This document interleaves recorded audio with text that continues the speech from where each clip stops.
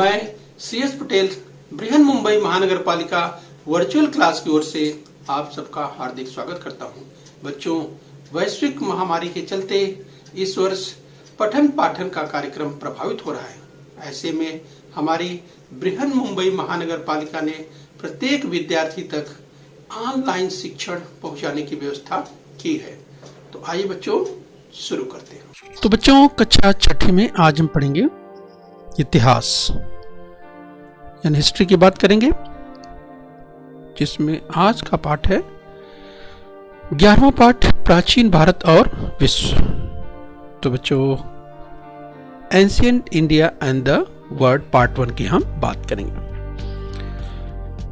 तो बच्चों, मैं CS Patel virtual training centre MCGM Mumbai से। आइए बच्चों आगे बढ़ते हैं। तो बच्चों, प्राचीन भारत और विश्व की हम बात करेंगे, जिसमें बच्चों इस पाठ को हम दो भागों में देखेंगे, पार्ट 1 और पार्ट 2। तो बच्चों, हम पार्ट 1 में पढ़ेंगे भारत और पश्चिमी देश, India and the countries of the West. तो इसे हम पार्ट 1 में देखने वाले हैं। और बच्चों, पार्ट 2 में हम देखेंगे भारत और एशिया महाद्वीप के अन्य देश, India and other countries in Asia. Part 2 में हम देखने वाले हैं। तो बच्चों, ध्यान रखना है, हम बात कर रहे हैं भारत यानी प्राचीन भारत और विश्व की बात कर रहे हैं बच्चों, जिसमें हम देखेंगे इस पाठ को दो भागों में देखेंगे। इस पहले भाग में हम भारत और पश्चिमी देशों की बात करेंगे, India and the countries of the West, और दूसरे भाग में हम देखेंगे भारत और एशिया महाद्वीप के अन्य देश। तो आइए बच्चों आगे बढ़ते हैं। तो बच्चों, भारत और पश्चिमी देश की बात करेंगे, India and the countries of the West. तो हड़प्पा संस्कृति के लोगों ने पश्चिमी देशों के साथ व्यापारिक संबंध प्रस्थापित किए थे। तो बच्चों, हम बात कर रहे हैं भारत और पश्चिमी देशों की बात करेंगे। ध्यान रखिए बच्चों, यहाँ पर जब हम भारत और पश्चिमी देश की बात करते हैं तो स्क्रीन पर मानचित्र में आप हमारे देश अर्थात भारत को देख पा रहे हैं। और जब पश्चिमी देशों की बात करेंगे तो बच्चों, भारत के पश्चिम में यानी हमारे देश के जो पश्चिम के देश हैं, ये बच्चों जैसे ईरान, चाहे अफगानिस्तान या इजिप्ट, इनकी जब बात करेंगे तो यहाँ पर हम बात करने वाले हैं भारत और यानी हमारे अपने देश भारत और पश्चिमी देशों की बात करेंगे, India and the countries of the West, part 1 में, राइट। ये बच्चों हमें ध्यान रखना है। तो बच्चों, हम बात कर रहे हैं हड़प्पा संस्कृति के लोगों ने पश्चिमी देशों के साथ व्यापारिक संबंध प्रस्थापित किए थे। तभी से भारत का बाहरी विश्व से आर्थिक और सांस्कृतिक आदान प्रदान प्रारंभ हुआ। तो ये ध्यान रखना है बच्चों। यहाँ पर मानचित्र में आपको बच्चों ध्यान रखना है भारत और एशिया। देखिए, व्यापारिक अगर मार्ग की बात करें तो डॉट डॉट से आप देखिए, जो ग्रीन कलर में डॉट डॉट से है, इस बच्चों इसके बारे में भी विस्तार से आगे देखने वाले हैं। तो बच्चों, भारत और पश्चिमी देश, India and the countries of the West को हम पढ़ रहे हैं, अध्ययन कर रहे हैं। बौद्ध धर्म का प्रचार प्रसार अफगानिस्तान और मध्य एशिया के देशों में हुआ था। और बच्चों, इसी क्रम की बात करें तो ईरानी साम्राज्य के कालखंड में भी भारत का पश्चिमी विश्व से संपर्क बढ़ने लगा था। उस समय के यूनानी इतिहासकारों की बात करें तो उस समय के यूनानी इतिहासकारों की भारत के प्रति जिज्ञासा बढ़ गई थी, राइट बच्चों। अगर यूनान की बात करें यानी ग्रीस की बात कर रहे हैं, तो उस समय के यूनानी इतिहासकारों की भारत के प्रति जिज्ञासा बढ़ गई थी। भारत के विषय में उन्होंने लेखन किया, उसके द्वारा पश्चिमी देशों को भारत का परिचय हुआ। तो बच्चों, यहाँ पर स्क्रीन पर दाहिनी ओर आप देख सकते हैं। अब हम आगे चर्चा भी इसकी करने वाले हैं। पेरिस के संग्रहालय में गौतम बुद्ध की प्रतिमा, गांधार शैली, इस बच्चों, तो इसके बारे में भी हम आगे देखने वाले हैं विस्तार से। जिस बच्चों में अध्ययन कर रहे हैं भारत और पश्चिमी देश, India and the countries of the West की बात करें तो कालांतर में जिस मार्ग से सिकंदर भारत आया, वे मार्ग भारत और पश्चिमी देशों के व्यापार के लिए खुल गए। ध्यान रखिए बच्चों, अलेक्जेंडर की हम बात करें यानी सिकंदर की बात करें, जिस रास्ते से वो आया था, वे मार्ग भारत और पश्चिमी देशों के व्यापार के लिए खुल गए थे। कुषाणों के कार्यकाल में ग्रीक मूर्तिकला के प्रभाव से भारत में एक नई कला शैली का उदय हुआ, उसे गांधार शैली कहते हैं। तो कुछ बच्चों स्क्रीन पर बाईं ओर जिस गांधार शैली में बनी प्रतिमा की हम बात कर रहे हैं आप देख सकते हैं। पेरिस के संग्रहालय में गौतम बुद्ध की प्रतिमा ये जो रखी हुई है ये गांधार शैली में बनी हुई है। राइट, तो बच्चों ध्यान रखिए कि कुषाणों के कार्यकाल में ग्रीक मूर्तिकला के प्रभाव से भारत में एक नई कला शैली का उदय हुआ और उसे गांधार शैली कहते हैं। ध्यान रखिए बच्चों, परीक्षा में पूछा जा सकता है। यस, तो आइए इसी क्रम में हम और आगे बढ़ेंगे। तो बच्चों हम अध्ययन कर रहे हैं भारत और पश्चिमी देश, India and the countries of the West की बात। गांधार शैली में मुख्य रूप से गौतम बुद्ध की मूर्तियां गढ़ी गई। इस बच्चों गांधार शैली में मुख्य रूप से गौतम बुद्ध की मूर्तियां गढ़ी गई। ये मूर्तियां प्रमुखतः अफगानिस्तान के गांधार प्रदेश में पाई गई। राइट बच्चों, तो ध्यान रखना है हम बात कर रहे हैं गांधार शैली की, जिसमें मुख्य रूप से गौतम बुद्ध की मूर्तियां गढ़ी गई और ये मूर्तियां बच्चों प्रमुखतः अफगानिस्तान के गांधार प्रदेश में पाई गई और इसीलिए इस शैली को गांधार शैली कहते हैं। राइट, तो बच्चों ध्यान रखिए यहाँ पर पेरिस के म्यूजियम में अर्थात संग्रहालय में गौतम बुद्ध की जो प्रतिमा है वो गांधार शैली में बनी हुई है।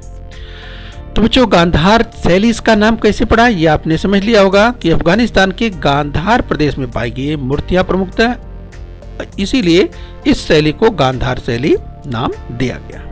तो ये हमें ध्यान रखना है।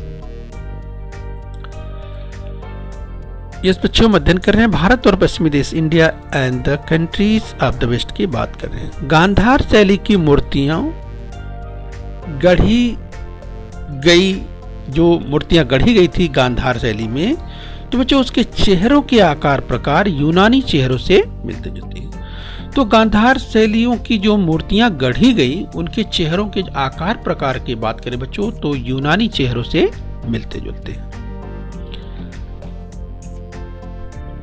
भारत में प्रारंभिक सिक्के भी यूनानी सिक्कों के आधार पर ढाले गए थे, ये हमें ध्यान रखना है। बाईं ओर स्क्रीन पर देखिए बच्चों तो अफगानिस्तान के हड्डा में स्तूप पर गांधार शैली का शिल्प आपको दिखाई दे रहा है। यूनानी लोगों की वेशभूषा इस बच्चों एम्फोरा एक प्रकार का कुंभ और वाद्य, तो स्क्रीन पर आप देख सकते हैं। हम बात करें यहाँ पर भारत में प्रारंभिक सिक्के भी यूनानी सिक्कों के आधार पर ढाले गए थे, ये हमें ध्यान रखना है।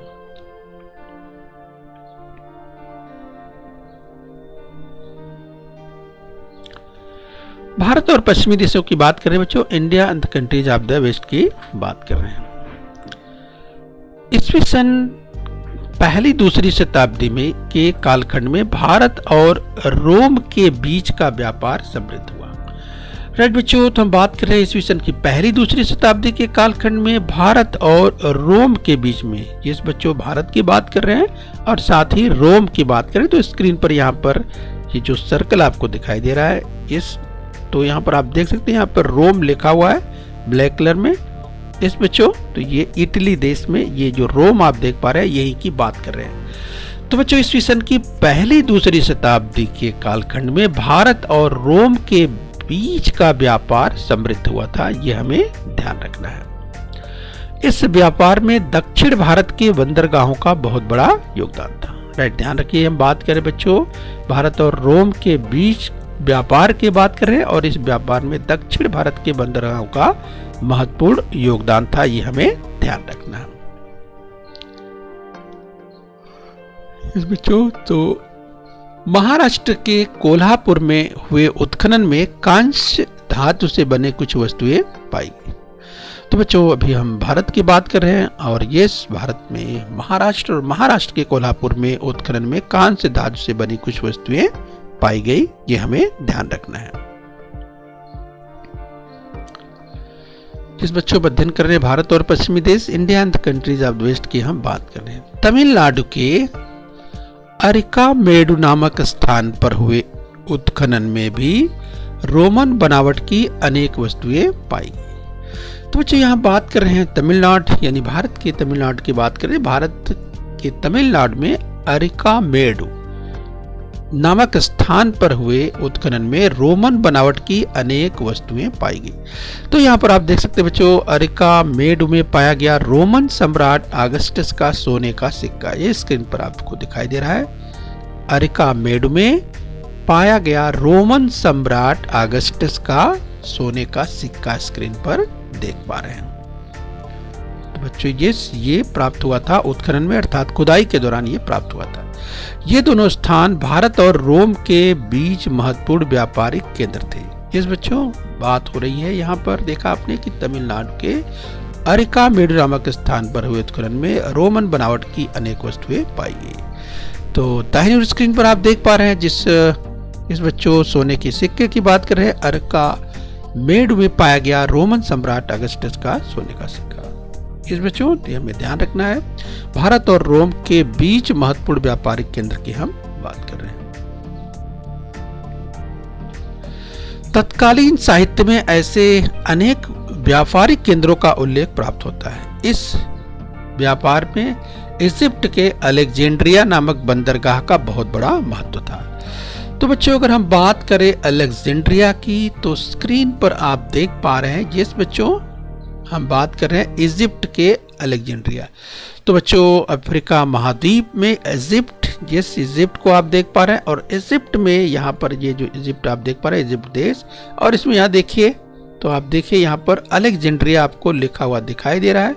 और है कहाँ पर, ये जो काला सा डाट आपको दिखाई दे रहा है बच्चों, यही अलेक्जेंड्रिया है, राइट। तो आप देख सकते हैं बिल्कुल, अगर मेडिटेरियन सी की बात करें, भूमध्य सागर की बात करें, तो बिल्कुल किनारे अलेक्जेंड्रिया जिसे आप बच्चों देख पा रहे हैं। तो इस तरह से बच्चों इस व्यापार में इजिप्ट के अलेक्जेंड्रिया नामक बंदरगाह का बहुत बड़ा महत्व था, राइट बच्चों, इसे आपको ध्यान रखना है। हम बात कर रहे हैं अलेक्जेंड्रिया की। इस बंदर का बहुत ही बड़ा महत्वपूर्ण रोल था, इसे आपको ध्यान रखना है। ये अलेक्जेंड्रिया जो स्क्रीन पर आप देख पा रहे हैं, और हम बच्चों बात कर रहे हैं जब व्यापारिक केंद्रों की बात होती है, तत्कालीन साहित्य में ऐसे अनेक व्यापारिक केंद्रों का उल्लेख प्राप्त होता है, और इस व्यापार में इजिप्ट के अलेक्जेंड्रिया नामक बंदरगाह का बहुत बड़ा महत्व था, यह हमें ध्यान रखना है।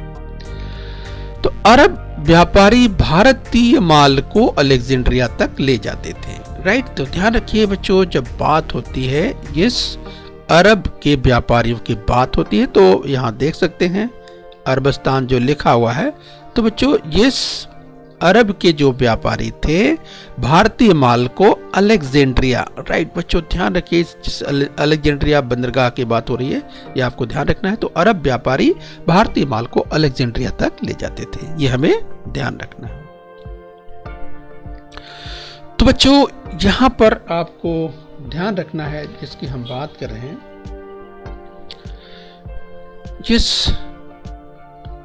यहाँ पर ध्यान रखना है अलेक्जेंड्रिया की जो बात कर रहे हैं बच्चों, जो कि अरबिस्तान की यानी जो अरब के व्यापारी थे वो भारतीय माल को अलेक्जेंड्रिया तक ले जाते थे, ये हमें ध्यान रखना है। तो ये अलेक्जेंड्रिया जो बंदरगाह है, जो हार्बर की हम बात करें बच्चों, तो तत्कालीन साहित्य में ऐसे अनेक व्यापारिक केंद्रों का उल्लेख प्राप्त होता है, और इस व्यापार में जो इजिप्ट के अलेक्जेंड्रिया बंदरगाह की बात करें बच्चों, इसका बड़ा महत्व है, यहाँ पे देखा जा सकता है। वहां से वह माल यूरोप के देशों में भेजा जाता था। तो बच्चों इसके बाद देखिए अरबिस्तानी अर्थात अरब के लोग, आपने सुना बच्चों, भारतीय माल को अलेक्जेंड्रिया तक पहुंचाते थे, ले जाते थे, और उसके बाद वे सामान माल जो है कहाँ सप्लाई होता है, यूरोपियन कंट्रीज में, इसके बाद वहां से भेज दिया जाता था। तो ये हमें ध्यान रखना है कि अरब के व्यापारी भारतीय माल को अलेक्जेंड्रिया तक ले जाते थे, और वहां से वह माल यूरोप के देशों में भेजा जाता था। तो इस तरह से बच्चों आपको ध्यान रखना है। चलिए बच्चों इस क्रम में हम और आगे बढ़ेंगे। भारत और पश्चिमी देश की अगर हम बात करें बच्चों, तो हम अध्ययन कर रहे हैं भारत और पश्चिमी देश की बात करें। अरब लोगों ने भारतीय वस्तुओं के साथ भारतीय दर्शन और विज्ञान को भी यूरोप तक पहुंचाया। तो बच्चों ये हमें ध्यान रखना है, जब हम बात करते हैं अरब लोगों ने, तो अरब लोगों ने भारतीय वस्तुओं के साथ साथ भारतीय दर्शन और विज्ञान को भी यूरोप तक पहुंचाया था। गणित की बात करें तो गणित की शून्य संकल्पना भारत का विश्व को दिया हुआ एक वरदान ही है। तो बच्चों अगर शून्य की बात करें, शून्य का कितना इंपॉर्टेंस है बच्चों अच्छी तरह से आप समझते हैं। आज तो गणित में जो शून्य की संकल्पना की बात करें तो भारत का विश्व को दिया हुआ एक वरदान है। अरब लोगों ने इस संकल्पना का परिचय पश्चिमी यूरोप से कराया। तो बच्चों यहाँ पर ध्यान रखना है कि किस तरह से हम बात करें बच्चों भारत और पश्चिमी देशों की हम बात करें, यानी भारत के और इसके साथ जो पश्चिमी देश हैं इनकी हम बात करें कि किस तरह से आपने देखा कि अरब लोगों ने भारतीय वस्तुओं के साथ साथ जो भारतीय दर्शन था और भारतीय विज्ञान था वह यूरोप तक पहुंचाने का कार्य किया, जिसमें आपने बच्चों भी सुना गणित की जो शून्य की संकल्पना थी वो संकल्पना भारत का विश्व को दिया हुआ एक वरदान ही है। अरब लोगों ने इस संकल्पना अर्थात गणित की शून्य की संकल्पना को इसका परिचय पश्चिमी यूरोप से कराया। तो बच्चों इसे हमें ध्यान रखना है, जो ये पूछा जा सकता है। आइए बच्चों इसी क्रम में हम और आगे बढ़ेंगे।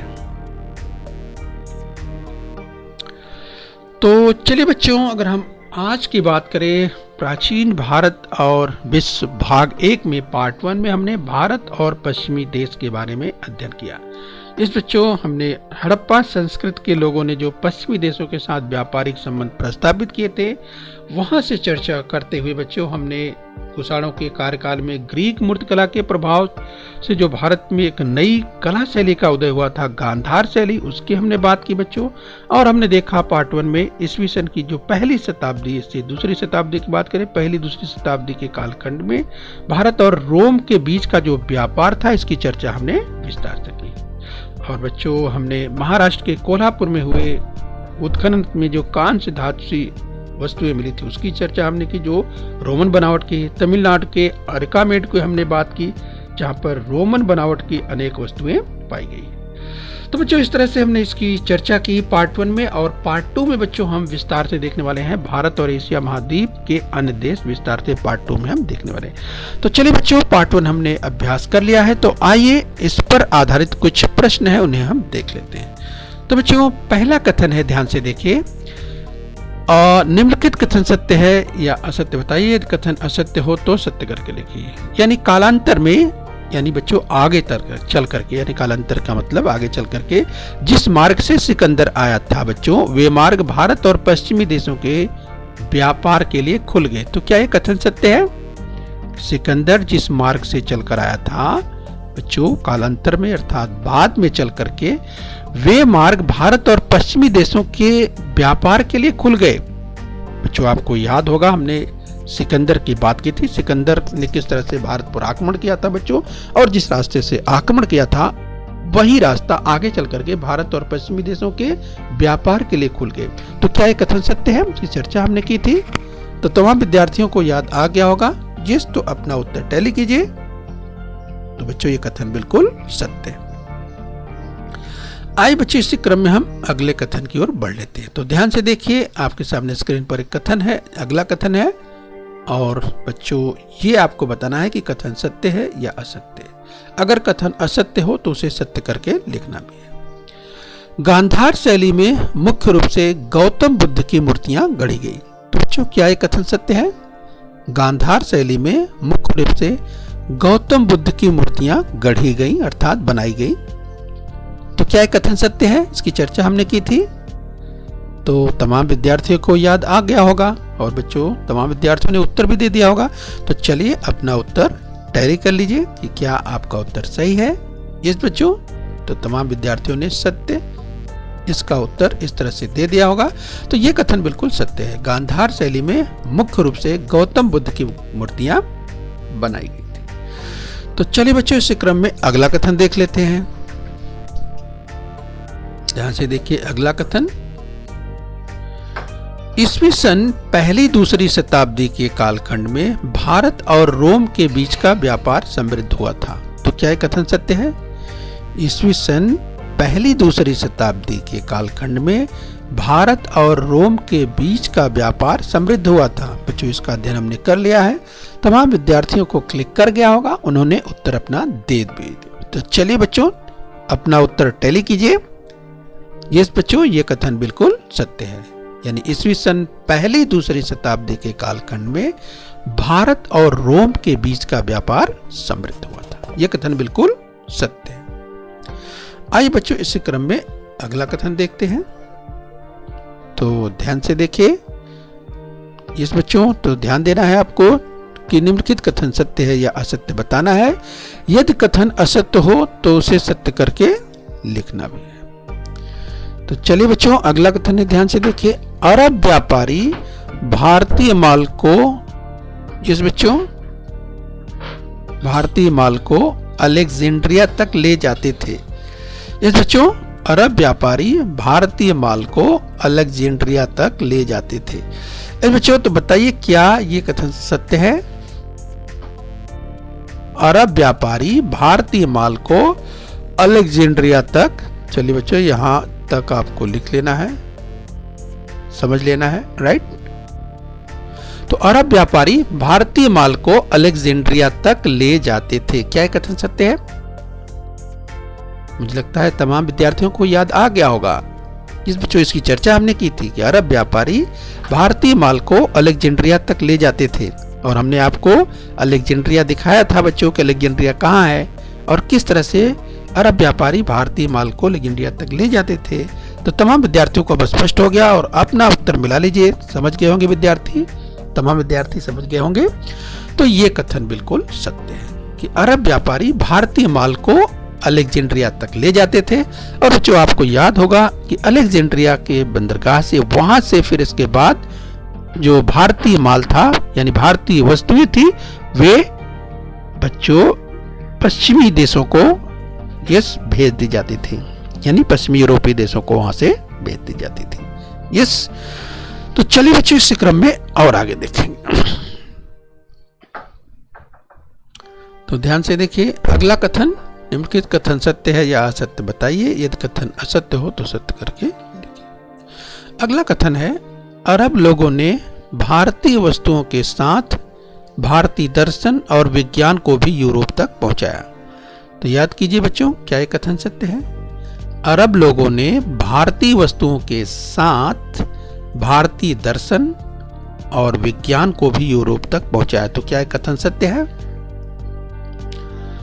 तो बच्चों, तमाम विद्यार्थियों को याद आ रहा होगा।